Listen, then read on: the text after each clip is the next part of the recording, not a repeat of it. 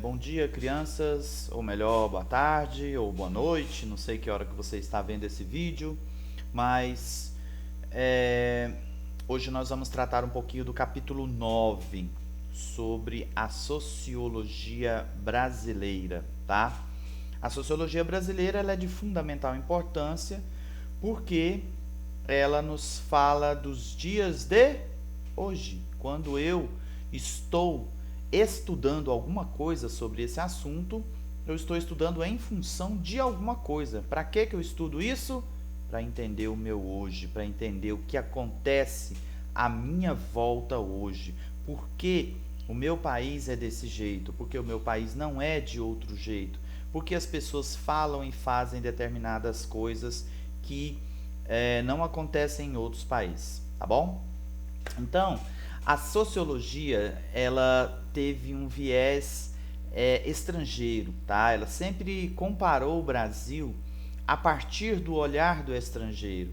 Isso tem um ranço, tem um resquício entre nós até hoje. Até hoje você encontra pessoas que dizem assim, tudo que vem de fora é bom, tudo que é do Brasil é ruim. Então isso é fruto de uma mentalidade de que tudo o que vem do nosso país é ruim, mas isso não é uma coincidência. Isso não é uma coincidência.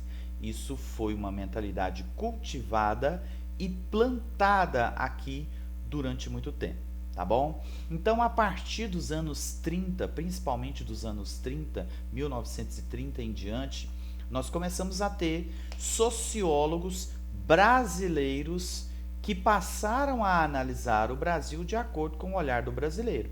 Então, uma crítica, né, muito forte que se faz à sociologia clássica é que quando você vai olhar, ou a antropologia clássica também, quando você vai olhar outra sociedade com o olhar de fora, você já errou, você já está fora do acerto ali, porque você não vai entender a mentalidade daquele povo, tá bom? Então, o Brasil sempre foi caracterizado como o país do futuro. Por que o Brasil é caracterizado como o país do futuro? Porque quando você olha para o nosso país, e se nós mesmos percebemos isso, imagina os estrangeiros, tá? Quando você olha para o Brasil tem um potencial, meninos, tem um potencial extraordinário. Eu diria hoje, com a minha experiência de vida, com o que eu li, com o que eu já estudei, com o que eu já ouvi do mundo, que com certeza absoluta, se o Brasil tivesse tomado outro rumo, nós hoje com certeza seríamos, se não mais um dos países mais ricos do mundo. E quando eu falo um dos países mais ricos do mundo, eu falo ali primeiro, segundo ou terceiro lugar, tá? Então, por que eu falo isso? Porque o Brasil tem uma riqueza extraordinária, extraordinária. O Brasil tem terra agricultável, o Brasil tem água, o Brasil tem minério, o Brasil tem litoral, o Brasil tem floresta, o Brasil tem indústria, o Brasil tem comércio, o Brasil tem uma população trabalhadora sim. O brasileiro trabalha sim e muito.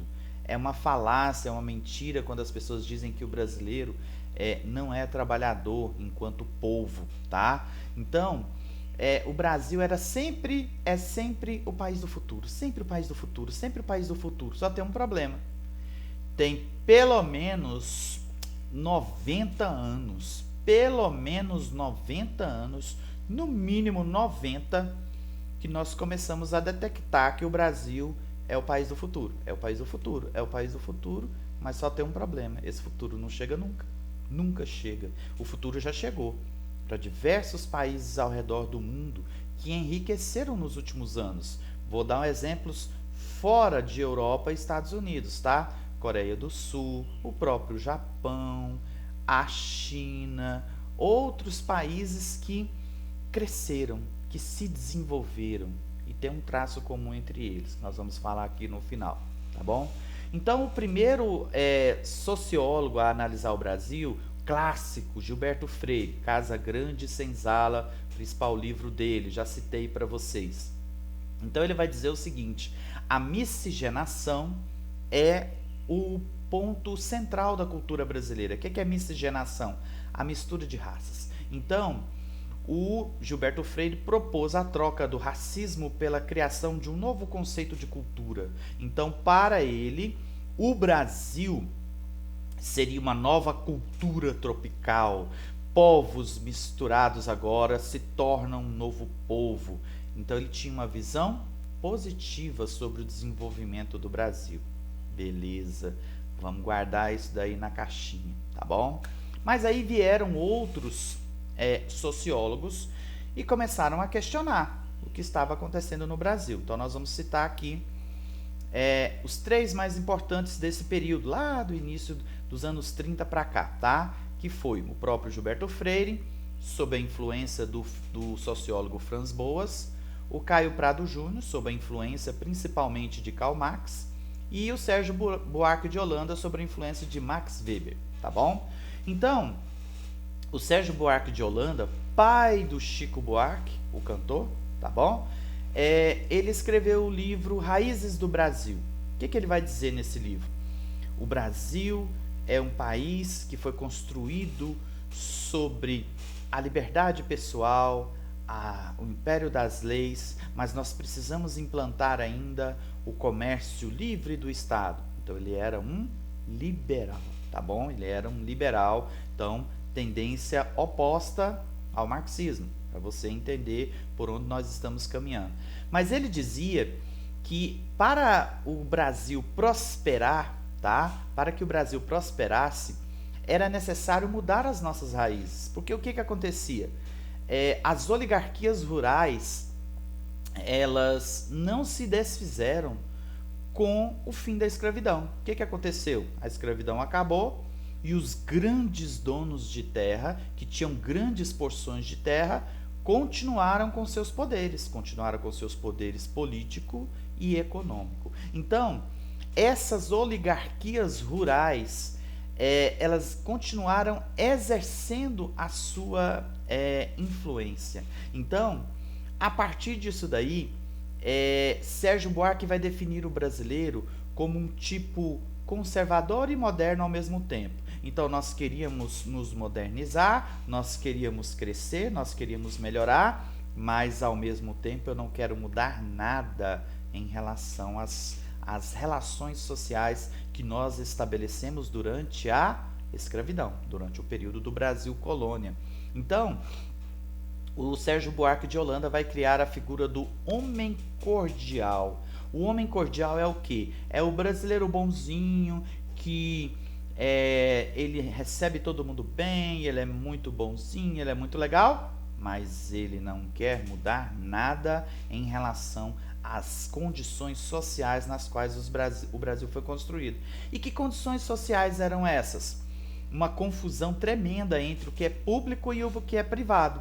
Então, o brasileiro não sabe separar o que é público do que é privado. Ele pensa apenas na sua vantagem pessoal. Eu estou ganhando? Então, morra o mundo. Então, as questões do nepotismo, da corrupção, e quando eu falo corrupção, tá?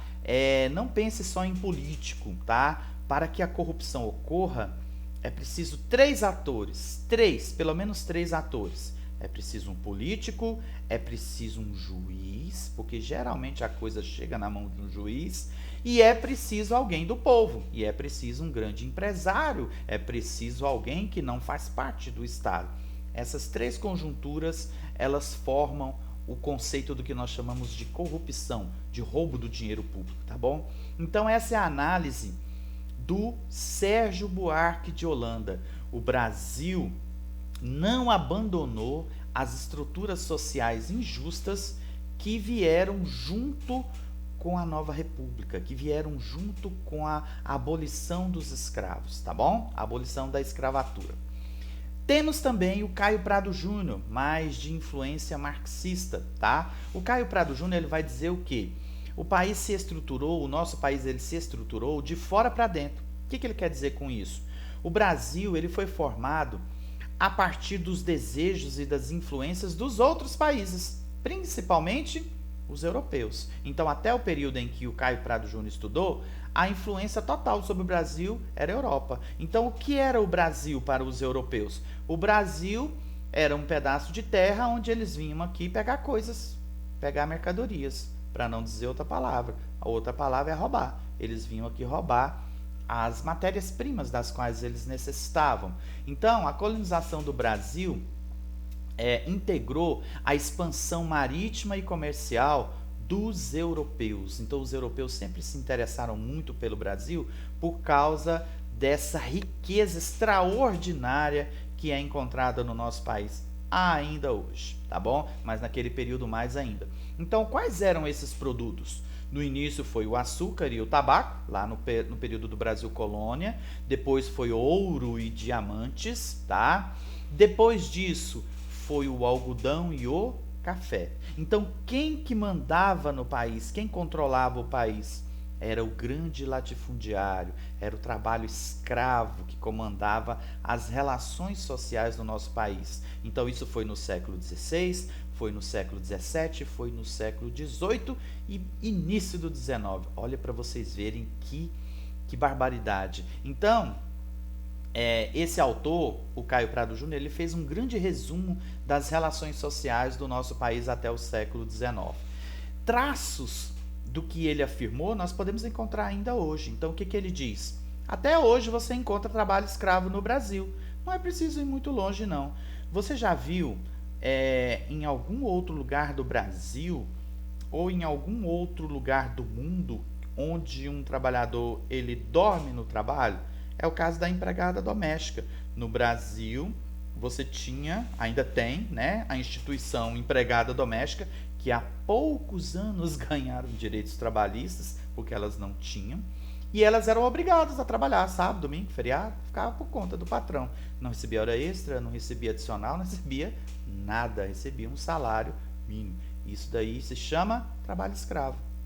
Até hoje, em fazendas paulistas, em fazendas aqui perto de Brasília, em confecções em São Paulo, o regime de trabalho ainda é escravo. Por que as pessoas ainda se sujeitam ao regime de trabalho escravo? Por causa da nossa desigualdade social. Então, entre trabalhar como escravo e morrer de fome, ficar sem emprego, o que eu vou fazer? Eu vou me sujeitar ao trabalho escravo, tá bom? Então, esse daí é o Caio Prado Júnior. Então, a escravidão, como eu já mencionei para vocês, a questão racial, ela está no centro das discussões. Então, qual vai ser o autor que vai fazer uma reviravolta, né, no trabalho sociológico que nós temos no Brasil, no trabalho de desvendar, de clarificar, de mostrar como realmente são as coisas no Brasil? Florestan Fernandes. Então, Florestan Fernandes, autor que influenciou Ottaviani. Olha que esse aqui eu estou terminando de reler, tá bom? É um livro que eu estou terminando de reler aqui, do Ottaviani. Ele foi influenciado pelo Florestan Fernandes. Florestan Fernandes foi perseguido pelo AI-5, que é o ato institucional número 5 da ditadura militar, lá nos anos de 1960, porque ele reclamava de como seus colegas sociólogos eram tratados, reclamava das desigualdades sociais. Então, qual é a análise do Florestan Fernandes? Ele vai dizer o seguinte: o Brasil é colocado, é visto pelos estrangeiros e pela sua própria elite como um país exportador. Nós não servimos para nada a não ser para exportar, para jogar para fora todas as nossas riquezas. Então, Florestan Fernandes vai fazer também essa análise de que a escravidão ela tem ressonância nos nossos dias. Ele criou a expressão o mito da democracia racial. O que é o mito da democracia racial? Então, quando acabou a escravidão com a Lei Áurea, lá em 1888, ele disse o seguinte: criou-se a mentalidade de que o negro agora estava livre, agora ele pode trabalhar, mas eu já mencionei isso aqui para vocês. Os negros foram jogados no meio da rua. Depois da libertação, ninguém mais deu emprego para os negros, porque os imigrantes estrangeiros vieram trabalhar no Brasil. Sobrou para o negro o quê? A marginalidade. Marginalidade no sentido não de bandidagem, mas a marginalidade de ficar à parte, de ficar de fora. Então o governo da época não deu alternativa aos negros. Não deu. Não propiciou a eles uma bolsa, como nós temos hoje o Bolsa Família, não propiciou a eles um programa de trabalho, nada. Nem o governo, nem a igreja, nem os donos de terra, ou seja, ninguém deu alternativa aos negros. Então, quando você olha hoje a situação do negro, você vê a conexão direta que há entre esses fatos. A taxa de homicídios, esses números são de 2012, tá? Tem lá no seu livro. A taxa de homicídios de jovens negros, o que são jovens negros? Rapazes, homens de 15 até 25 anos de idade. Esse é o período considerado para o jovem negro. Então, em 2012, para cada 100 mil habitantes, 70,8% dos assassinatos eram de jovens negros. Esse mesmo número atribuído aos brancos soma 27,8%. Então, você vê a conexão direta entre a criminalidade, entre a situação de violência que nós temos no nosso país hoje e essa falta de ação do nosso passado. Então, o não tratamento do fim da escravidão no nosso país, segundo Florestan Fernandes, tem relação direta com o que nós vivemos no mundo de hoje, ok? Ele vai analisar que o Brasil, então, foi colocado simplesmente como um produtor de matérias-primas. Nós vamos ser produtores de matérias-primas ou nós vamos produzir produtos estratégicos? O Brasil e a sua elite optou pelo quê? Pelas matérias-primas. Então, desde 1930, outras nações é que definem os nossos destinos. Outras nações definem o que nós vamos ser, definem que nós vamos ficar nesta situação. Então, o subdesenvolvimento do Brasil, a pobreza que há entre nós é um projeto, não é uma coincidência. Não tem a ver com vontade, com oportunidade, com isso e com aquilo. Não. É cômodo para outros países, é cômodo para o capitalismo, como ele se instalou mundo afora, que tenha-se no Brasil um porto seguro para arrancar de nós as nossas riquezas. Então, o projeto de subdesenvolvimento do Brasil, ele é necessário. Essa análise já é de outro sociólogo chamado Celso Furtado. O Celso Furtado vai dizer o quê? Para você sair da condição do subdesenvolvimento, você precisa de industrialização. Então, o Brasil teve a instalação de muitas indústrias aqui ao longo dos anos 60 e 70. Mas tem um detalhe. Para você sair do subdesenvolvimento, você precisa de mais duas coisinhas. Primeiro, acabar com a miséria da população. Miséria, meninos, quer dizer aquele pobre que não tem o que comer no dia seguinte. Ele tem para hoje, amanhã ele não sabe o que ele vai comer. Essa pessoa é a pessoa desesperada, é a pessoa que faz qualquer coisa para se manter, tá? Então, sem acabar com essa miséria, não se desenvolve um país, porque as pessoas vão eternamente se submeter a salários baixos, a trabalhos degradantes, a pagar miséria para o que é considerado valioso lá fora. Agora, em Brasília, nós tivemos um caso bem interessante do tráfico de animais, né? O rapaz que foi picado lá pela cobra, mas isso daí esconde uma realidade perversa. O cara que vai lá na floresta e pega o animal, e esse animal que é traficado para fora, ele recebe uma merreca, porque ele está passando fome, ele está passando necessidade. E aí esse mesmo animal que ele pagou para ele lá R$1, R$2, ele é vendido por 5, 10, 20 mil reais no mercado estrangeiro, tá bom? Então, qual é a solução? Primeiro, acabar com a miséria. Segundo, investir em educação pública. Educação pública. Um povo educado é um povo que se desenvolve. Aí agora eu vou fazer a conexão com o que eu falei para vocês lá no início desse vídeo. Por que a Coreia do Sul, por que a China, por que o Japão se desenvolveram? Porque eles ficaram ricos de poucos anos para cá, são chamados tigres asiáticos, né? Por que esses países enriqueceram? Por uma razão muito simples, investimento pesadíssimo em educação. Lá entra governo, sai governo, não se mexe na educação, não se mexe naquilo que proporciona justamente a riqueza desses países. Sabe o que é a Coreia do Sul? É uma merreca. Sabe o que é a China? Um país ultrapopuloso, onde 40% do seu território é um deserto gigantesco na China. Então, qual é o segredo? E nós aqui que somos ricos, somos um país muito rico, não conseguimos desenvolver. Então existe um projeto para isso, e esse projeto se chama falta de educação pública de qualidade, tá bom? E nos últimos anos, nós vemos então as consequências dessa situação. Nós chamamos de precarização do trabalho, o capítulo aí do seu livro.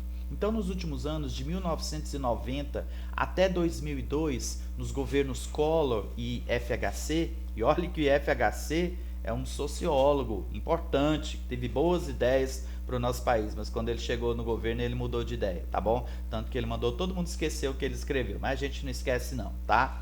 Então, a partir desses anos, nós estamos vendo o quê? Precarização das leis trabalhistas. O que é precarizar? É tornar inviável, é tornar difícil, é dificultar, é acabar com as leis trabalhistas, é deixar elas tão difíceis que você fala assim, não quero mais mexer com isso. Então, precarização das leis trabalhistas, abertura econômica, venham países, venham explorar o Brasil, privatização, entrega das empresas públicas que foram caríssimas para o Brasil, entregues a preço de banana. O maior exemplo desse período é a Vale do Rio Doce, que foi vendida por 90 bilhões de reais e hoje ela dá, foi 90 milhões e hoje ela dá lucro de 3 a 4 bilhões por ano para os seus donos. Então, terceirização, ou seja, uma empresa, ela terceiriza para outra empresa uma área que para ela não é estratégica. Qual é a jogada? Se você é empregado terceirizado, eu sou empregador, tem nada a ver com você. Se vira lá com o seu outro patrão. E o seu outro patrão, ele te paga apenas um salário mínimo. Então, se der algum problema, o problema é com o outro patrão. Mas eu estou ganhando fortunas aqui com o trabalho que eu peguei para fazer para o Estado. Essa é a jogada aí da terceirização. Então, quais são as consequências? O aumento da desigualdade social no nosso Brasil, e a perda das garantias do trabalho, a perda dos direitos trabalhistas, a perda dos direitos que você tem mínimos de saúde, de ter um mínimo de dignidade para trabalhar. Eu vou dar um exemplo para vocês que vocês talvez conheçam, dessa perversidade da precarização do trabalho no Brasil, que nós denunciamos tanto. Você sabia que o trabalhador do iFood, eu fiquei sabendo disso em frente à minha casa.